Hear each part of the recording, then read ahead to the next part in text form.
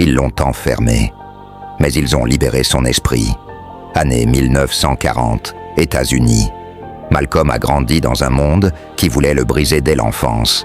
Sa maison brûlée, son père tué, sa mère internée.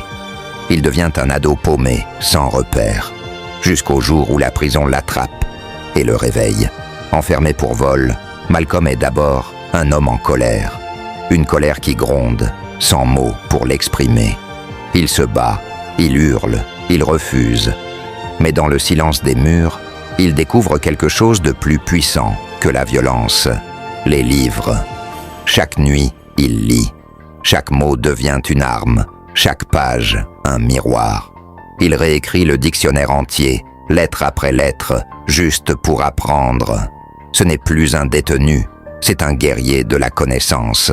Et la prison devient une université clandestine. Il découvre l'histoire, l'Afrique, les racines effacées, la fierté volée, et surtout, l'idée folle que sa vie peut servir, que sa voix compte.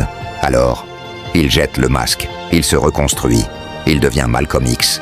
Hors de prison, il parle, fort clair, brut, il dérange, il fait peur. Mais il redonne foi à ceux qu'on voulait invisibles. Il refuse de baisser les yeux, quitte à risquer sa vie. Son corps est menacé, mais son message est déjà vivant. Puis vient le doute. La foi change. Il part pour la Mecque. Et là, il voit autre chose. Des hommes de toutes couleurs prier ensemble. Il comprend que la haine n'est pas la solution et que la vérité est plus vaste que la colère. Il a été voleur, prisonnier, prêcheur et enfin, visionnaire. Il a appris que les chaînes les plus dures ne sont pas celles du corps, mais celles de l'ignorance. Cette histoire, c'est l'autobiographie de Malcolm X, coécrite avec Alex Haley.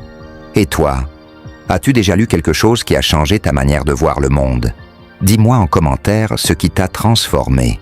Et abonne-toi pour d'autres histoires vraies qui marquent à jamais.